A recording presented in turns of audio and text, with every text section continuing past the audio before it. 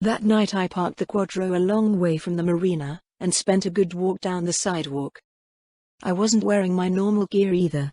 I was in my Section 9 outfit, including the ninja mask, which would have earned me some weird looks walking down the street in Night City, but it was late, and I was purposefully avoiding attention. The few cameras that could have spotted me as I walked down the street were hacked and turned off.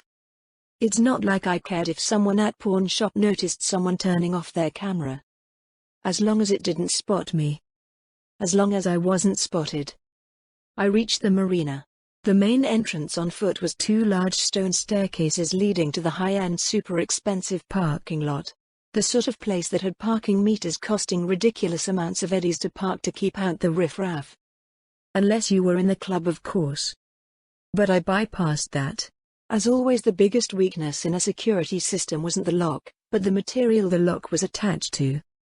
You see, the marina had a lockdown entranceway, with barricades and an actual security room with a guard sitting there to refuse the riffraff access. But the marina was overlooked by a large office building. I was pretty sure it was actually customs, or a shipping corpo building, but I wasn't sure who owned it. But it didn't matter because a bit higher up than a normal person would be able to jump there was a long walkway that went along the entire building looking over the marina.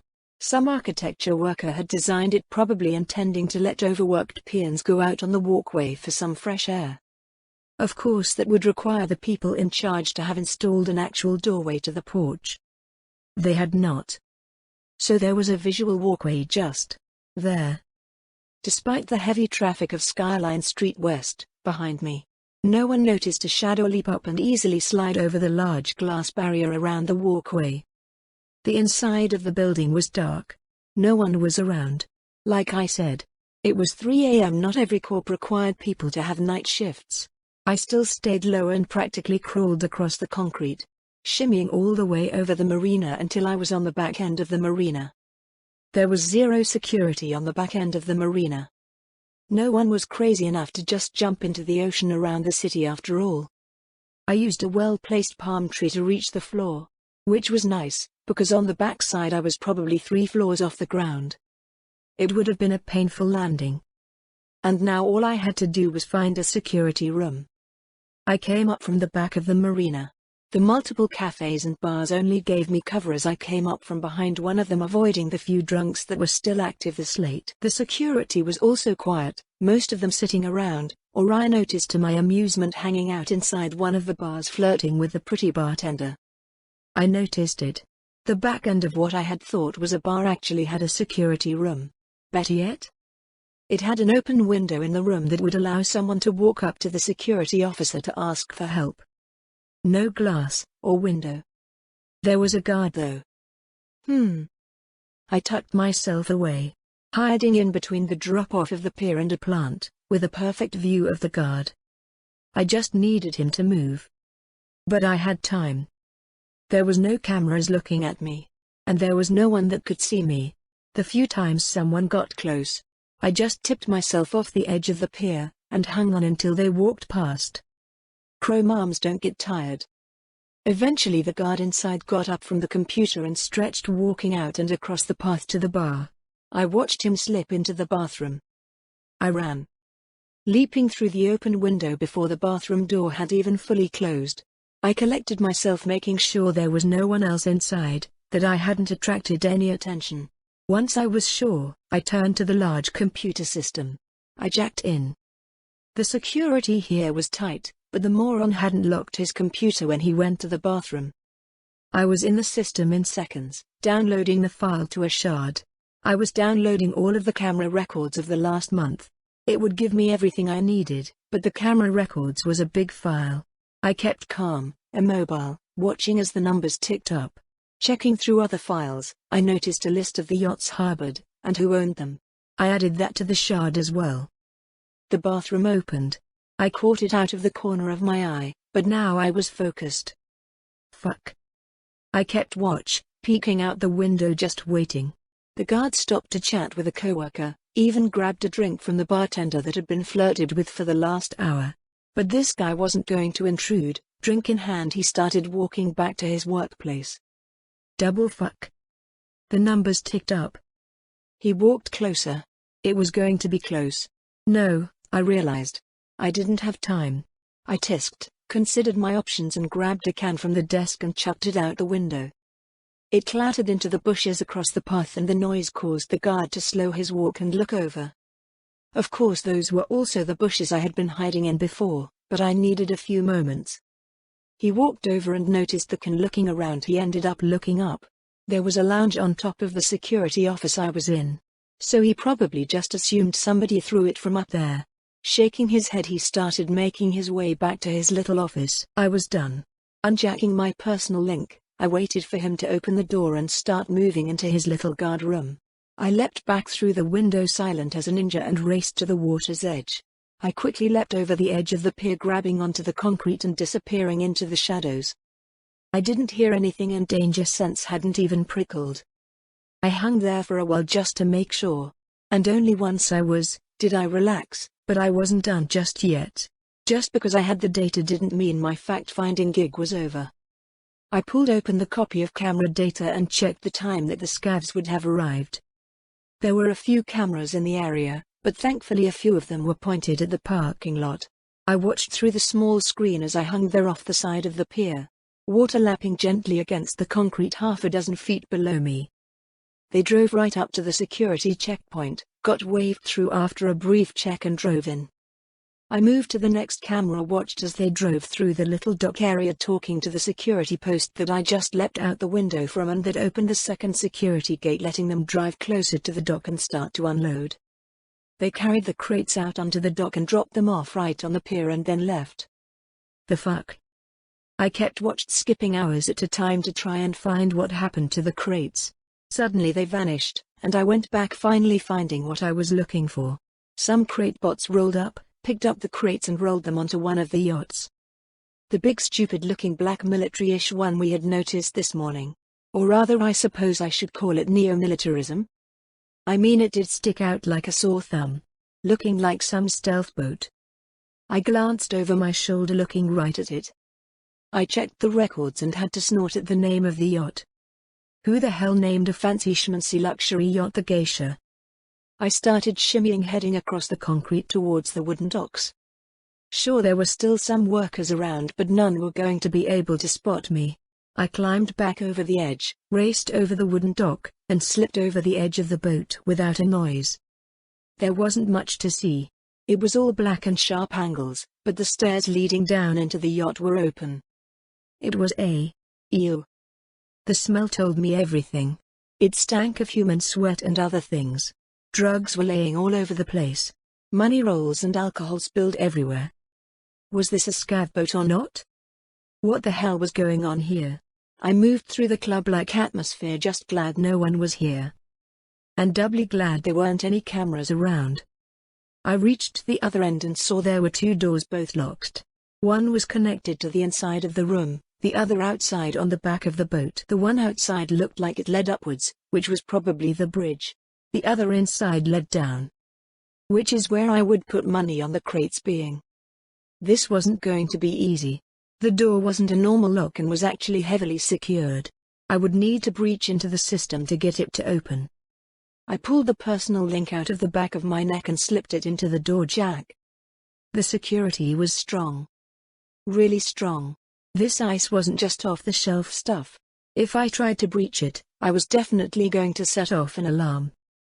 But I was stealthy and sneaky. I started working my way around the security, instead of trying to bash down the ice. The door used a bioman scanner, and that scanner took in data.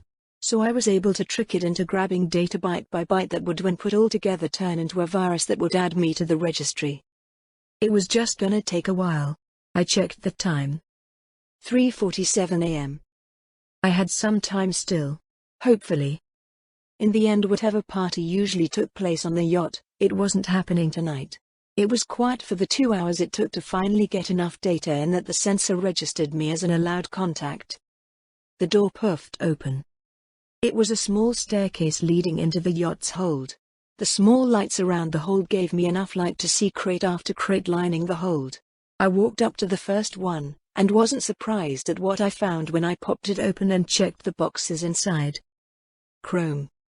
Lots. And lots of chrome. Jackpot. I put it back for now, and headed back up to the deck. This time I slipped into the bridge, since I was already in the registry. Thankfully it was empty. Just massive computer systems that ran the boat and kept everything ready. Of course it was mostly powered off thanks to being in a marina. I took a few pictures of everything, and since I was on the bridge and already had access, did a quick dive just to download the records of the boat. And to see if it had any security I had missed. Thankfully the man who owned the yacht used it as a party boat, so the security that could have given me trouble was all turned off. I pulled out. There was nothing else I could do here. At least we got confirmation on the Chrome. Now we just needed a plan to get everything out of here without alerting the Billionaire Yacht Club we were doing it. Getting back was an easy enough task. I retraced my footsteps until I reached the rear of the marina. Then I just climbed back up the palm tree to reach the third-floor pathway, sauntering back the way I came without any difficulty. The next morning everyone met up at the basement. I had once again stopped at the diner and grabbed some food, so we were having a work breakfast. Wow! Look at all those crates, Ichi said, eyes wide as he stared at the pictures of the hold. That's not a tiny stack of eddies. I don't even know if I could sell that much chrome, Hiromi said, looking a little daunted by the task ahead of her. Don't count the chrome yet. We still need to figure out a way to get it off the ship and out of the marina. The place's security is crazy. I reminded them by pointing at the many checkpoints and security systems they had set up. Okay. Can we get a smaller boat and have it come up in the night, take the crates and Delta? Malcolm asked with a shrug. Where would we even get a boat? Hiromi asked while shaking her head. I can ask around, but I'm not sure we could find something big enough to even hold the crates. So we need a truck. Or? It hit me then. It wasn't like I wanted this arsehole who helped scavs, or was a scav. I hadn't figured that out yet. To not be massively inconvenienced by this. How about we steal the ship? Everyone looked at me. Then to the pictures of the bridge, or the boat in general. Can we? Malcolm asked, part actual worry, and part hope. I actually don't know, I said, frowning. Sure, I had the driving skill, but that wasn't the same thing as sailing. There was only one way to find out. I have a lot of the boat's systems downloaded. I'll see what I can find out. Ichi, Malcolm. If we steal the boat, we will need a place to dock it to offload everything. Preferably outside of the city, but close enough we can try to beat the NCPD, or worse, that will want to stop us. Can you both go scout for a good place? Remember, it will have to be deep enough for the yacht to get there. Yeah, we can do that, Ichi said confidently, Malcolm nodding along. Hiromi. Go through the data we have. Find out who the owner of this yacht is. I don't want to end up pissing off some Arasaka executive or something without even knowing. Okay, I'll figure it out. I think. I have an idea on how to do this. I'll need to make a call, I told them, standing up and stepping away. Time to call in a debt. I ended up needing a face-to-face. Heading out into the Badlands in my quadra was always fun. She did seem to just run better on the dusty streets leading out of Night City. This was what she was made for after all. The nomad camp had moved since I last saw them, which wasn't a surprise. Thankfully it was only about a 4-hour drive to reach them. As I pulled up outside the oldie Caldo's camp, I was surprisingly greeted with happy smiles and waving hands. Motoko. Hey kid, how've you been? One man called out, someone I recognized from our last visit as the man who cooked the delicious barbecue I had eaten. I could feel my tongue lick my lips as I remembered. Nelson. Nice to see you. I called back, getting a smile in turn, for remembering his name, and to my surprise it was like that throughout. As I walked towards where I would find Saul. The man was resting back in a lawn chair among a fire when I saw him. To my happiness, not only was Saul there, but Scorpion and Panam were sitting around. Hey. Scorpion, Panam. Good to see you. Saul. Thank you for being willing to hear me out. Not every day someone sends me a picture quite like the one you did, he said, and I nodded. I had sent him a picture of the hold full of crates loaded with chrome. What's going on, Motoko? Saul has been tight-lipped. Panam asked, looking eager, and I nodded. settling into a seat that Saul offered. "I've been hitting scav dens for loot," I explained with an evil smirk on. "It's easy, gets rid of scum, and brings in some good income. But I was checking out a den I found on the net. The morons fucked up their security. Their cameras were saving their recordings, and had been for months." Saul leaned in, instantly figuring it out. "You were able to see what they did with the chrome? I always did wonder." "Yeah. They loaded it all up into vans and took it deeper into the city. Towards city center. I ended up tracking them to their destination. That's what the picture I sent you was." "You found where the scavs were storing their stolen chrome?" Panam nearly shouted, looking at me in shock. "I found where at least this group of scavs were storing their chrome. I don't have the whole picture. I don't know why they are storing it on a yacht. I mean, I can guess they are intending to take it out, but it's not that sort of yacht. I don't think it would survive an ocean cruise." "Definitely not. Not unless you're sailing in an Arasaka's supercruiser," Saul said with a snort. "Anyway, the yacht is docked at a super secure marina. It's gonna be nearly impossible to try and pull the crates off the yacht with a truck. We considered getting another boat, just sailing up and transporting everything over, but that would be easily noticeable, and finding a boat that can hold that much chrome? Not likely. AV wouldn't work either." Scorpion mentioned as his mind removed possibilities. "Which is why I thought, why not steal the whole yacht?" Saul was looking at me with an upraised eye. Scorpion had a growing smile on his face, and Panam had the look of a woman eyeing a big payday. "Sounds like it could work. It would be tough. Stealing a yacht like that? Not like lifting a truck." "Right. Plus, as soon as that thing starts moving, people are going to notice, so the clock starts.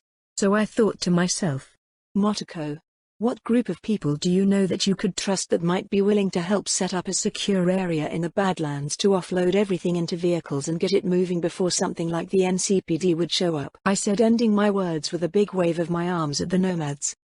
"I don't think we can help," Saul said after a few moments of seeming to consider it. "What?" "Saul." "Hey Saul."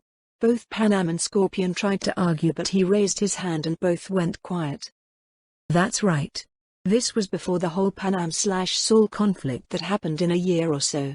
Panam still respected Saul, and wasn't basically running from the older Caldos due to their differences in opinions. It would bring a lot of heat down on us. Maybe even too much. Not just the NCPD, and whoever this corpo is that owns the yacht. Imagine what will happen once the Rafan figures out what we did, and they will." I frowned. I hadn't considered the Rafan angle. "Bullshit. We should do this. Imagine all the eddies that will flow in we get a piece of that much chrome." "Easy Panam. Easy." Scorpion argued, but Panam was on her feet. "Saul." "Panam. Enough. We won't take part. It's too dangerous." Saul denied firmly. He turned to me as Panam was forced to stand there in defiance. "Sorry Motoko. This isn't something we can take part in." "No worries. I get it. I hadn't considered what the Rafan would do if they caught the scent of that much chrome. I would actually need to figure out what to do about that. It would be a long drive back into the city with our trucks full of loot. Plenty of time for some Rafan to hunt us down." "This is bullshit." Panam cursed as she instantly just turned away and stomped off. "Panam. Fuck. I'll check on her Saul," Scorpion said, but before he ran off he turned to me. "Sorry Motoko. It's cool that you thought of us, but..." "Yeah." I threw him a thumbs up as he took off, and then I was back to Saul. "You've been up to a lot," Saul offered after a moment. "You should be careful. Doing something like this will put you in a lot of people's sights." I nodded, but since he wasn't going to help. "Thanks Saul. I need to get going." "Good luck kid." Nothing more needed to be said. I walked back to the Quadra with a lot on my mind. Was I rushing a big gig because I thought it would be cool, rather than staying safe?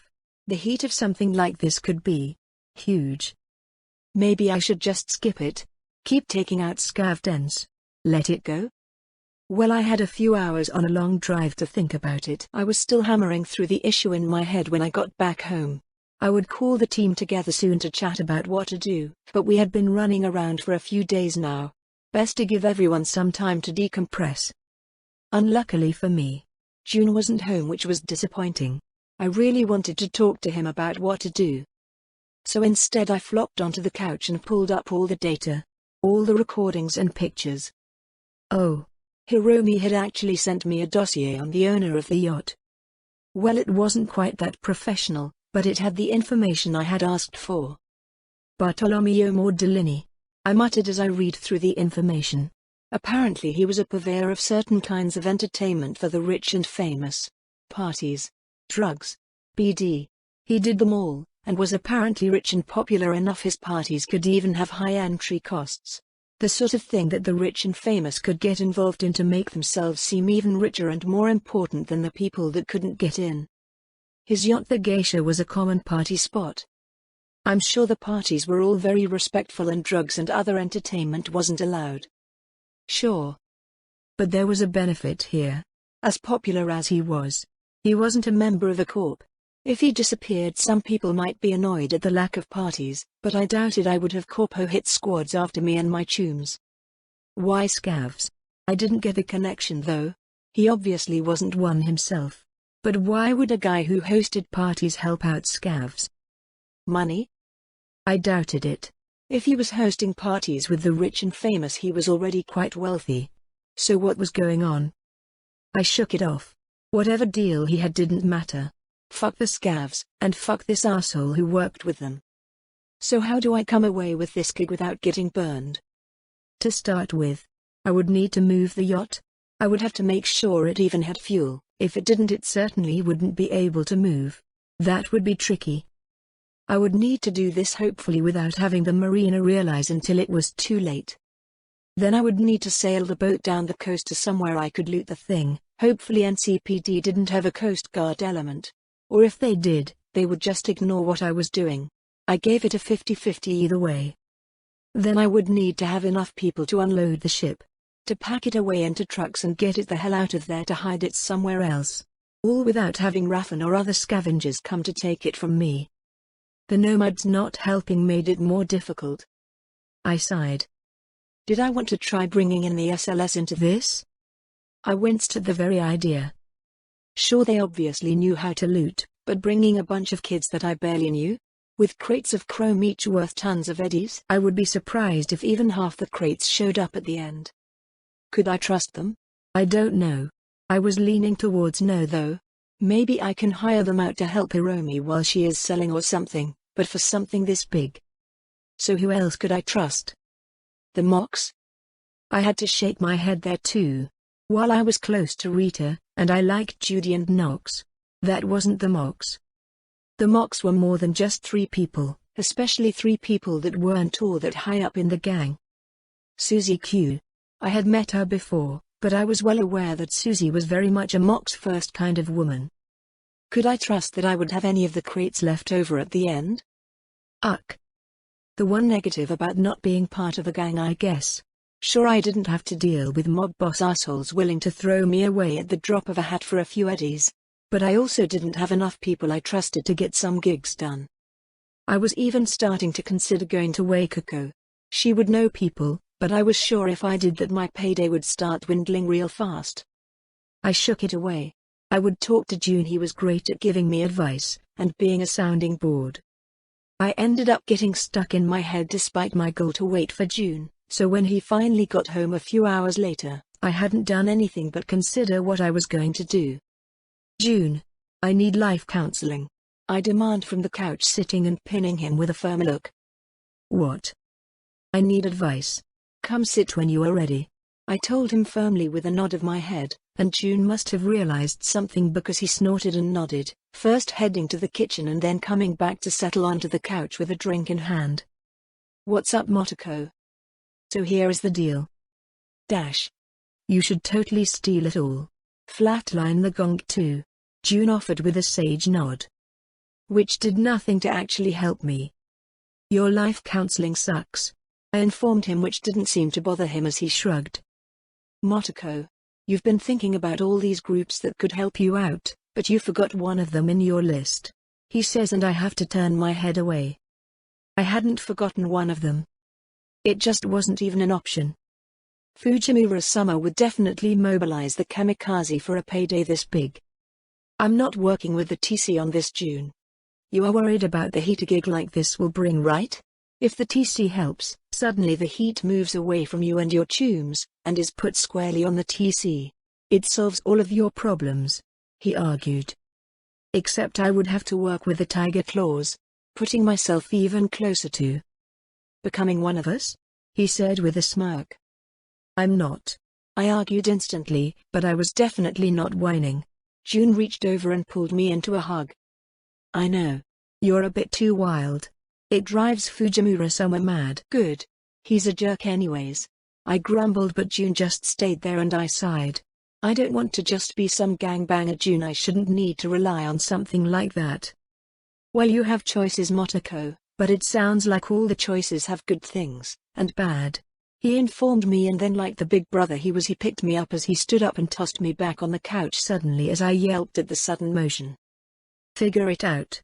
I'll help if you want help, he said, and then just walked into his room. Oh man, I am so cannonballing his ass sometime soon for this.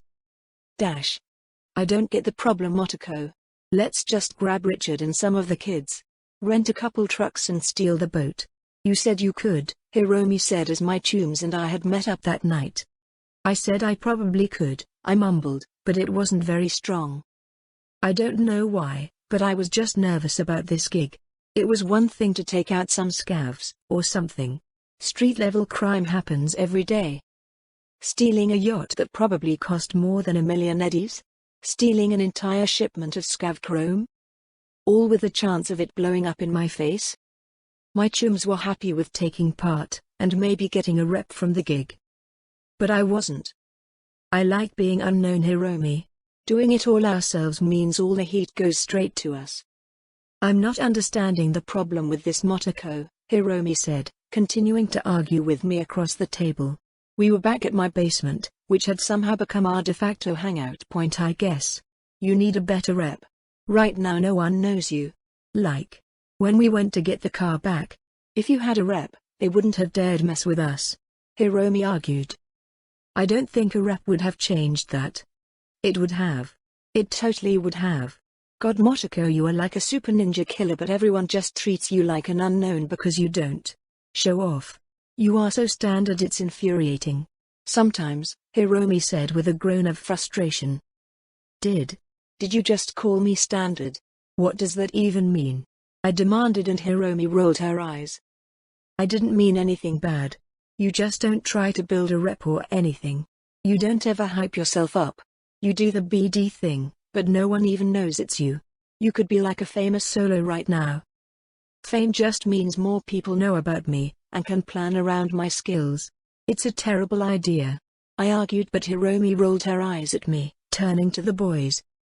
Help me out here, she demanded, and the boys, perhaps wisely, both didn't jump in. Malcolm even raised his hands up non-verbally, saying don't bring him into this. Don't try to team up on me. That's mean, I said, and Hiromi growled a bit. Motoko, I think you're amazing, but you are so gonk about this. Rep is important. It tells the gonks on the street not to mess with you. If you weren't hiding yourself so much, you could walk into any TC place and they wouldn't dare mess with you.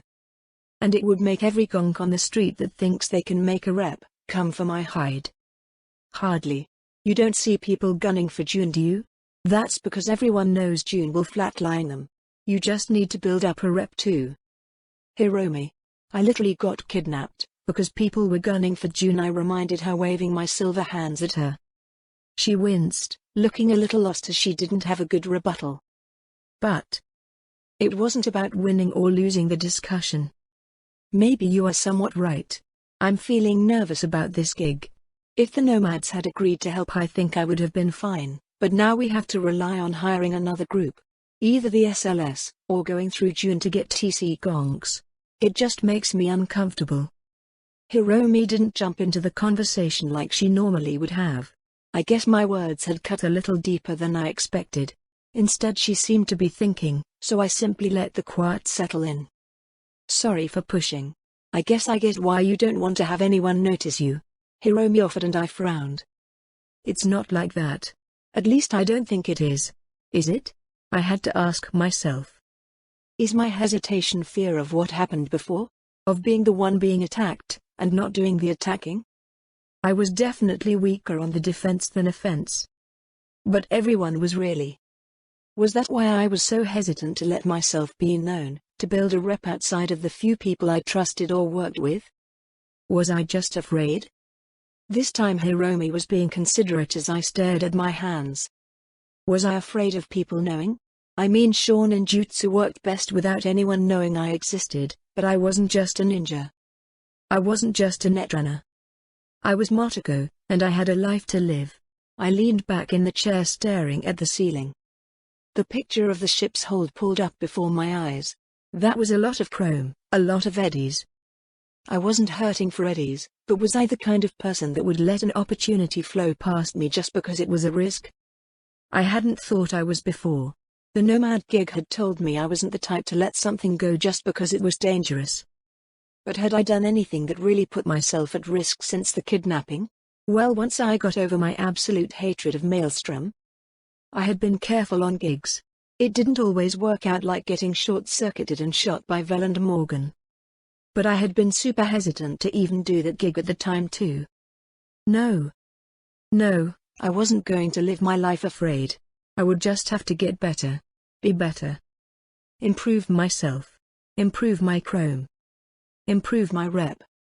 I had to admit, maybe just a little, I was turning into a real Night City citizen because the idea of just letting this go wasn't in me. Fuck it. This is what we are doing. Dash. The BD started with a blink of my eyes. I had purposefully set myself in a good position. I was crouching over the glass railing on the office building looking over the marina. The preparation for this moment took a few days. Checking to make sure I knew how to get the yacht moving. Making sure it could move. Getting all the little pieces in place. Tonight I was going to leave a real mark on Night City.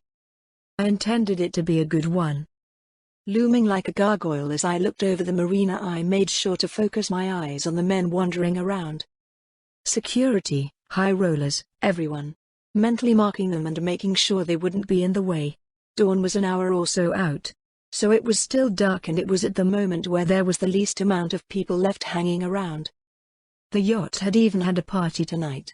I would likely have to deal with at least a few passed out people before I got the yacht moving. But that had all been prepared for. So I moved. Leaping off the edge of the railing, enjoying the feeling of being in the air, even flipping forward once just to add a bit of flair, as I landed in a crouch on top of the open structure atop one of the bars. The wood under my fingers firm. There was no one below me. I had already checked, but I acted like I hadn't. I moved, running atop the wooden slats and then leaping. There were cameras all around. But as I flipped again in the air, I sent a command, and all of them shut down. I landed and moved, sliding along the bar and security room, rushing right for the open window I had leapt through before. This time I didn't wait for the guard inside to get away. I leapt through the window going full speed, slamming into the guard and instantly wrapping myself around him, legs and chrome arms strangling him down and shushing his struggles as he did his best to resist before I secured his carotid artery and he went limp. Go time. I punched a shard into the security computer, where it ran the program I had dropped inside. It was probably the single hardest part I had contributed while we prepped over the last few days. A virus. It was the first act to building a rep, to making myself into something more than just a merc, or an edge runner.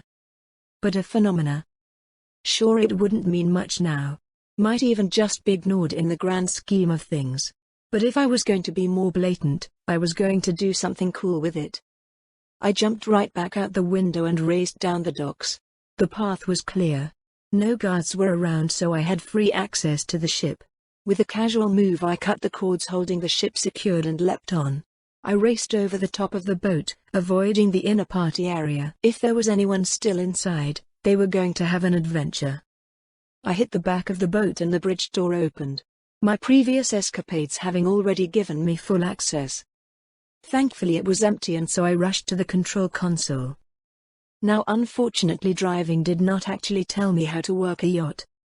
Know that it'd taken a trade with Yoko to get a user manual for this fucking thing. Thankfully the yacht were made for rich people that didn't know how to actually sail. I pulled it out and followed the steps to get the engine to boot up, and slowly a faint rumble started through the boat. It was really quiet. Made sense, a pleasure yacht wouldn't want to have a loud engine. I pulled back on the throttle, and slowly air-watched as it began backing out of the dock. Of course, no matter how quiet, the marina was a high-end millionaire sort of place. Some alert went through no matter how silent, and I already noticed guards all along the marina start rushing around. That was when my eyes flashed as I reached out to the security system. My vision shifted, looking out through the camera systems at the marina. Reboot optics. I hit them all. Guards, clients, workers. Suddenly, like a plague, everyone's vision cut out. The fact I was already infiltrated into the guard's security system meant even if a particular guard had some eyes, it wouldn't matter. The hack spread among them, causing chaos as guests and guards all started screaming as they lost their sight. I had actually modified the quick hack while preparing for this. Reboot optics, when it started back up, meant their vision would still be blank. Too dark to see anything, but they would be able to see their agent screen if they had one installed, or their eyes settings overlay. It had come to me while planning this, a way to make the hack even more effective. A way to gain myself more time. So when all of their optics rebooted, a virus had infested their system, covering their vision as it took over the overlay of their optics. They wouldn't be able to get access to their settings to reset their brightness unless they were truly tech-savvy, because they would have to do it without actually being able to see their system behind the symbol I had implanted. Instead, their eyes were locked onto a certain symbol. The only thing they could see. I thought what I'd do was I'd pretend I was one of those deaf mutes. Or should I? I muttered to myself. The blue symbol of the laughing man from Ghost in the Shell, the symbol of the laughing man. A super wizard class hacker, able to completely bypass someone's vision. I wasn't quite at that point yet, but it was a reminder to myself about what I wanted to become. Then I continued, spinning a wheel to spin the yacht around. It was a slow lumbering thing. But I had some time. Probably. I did have an air canister and mask sealed into the small of my back just in case everything went wrong and I needed to leap overboard if the NCPD attacked. But I was sure this would work out. Mostly. Maneuvering the yacht out of the marina, I got it going forward out towards the sea, and slowly out to sea. I would need to head south, for the Biotechnica Flats, south of the city would be the meetup point.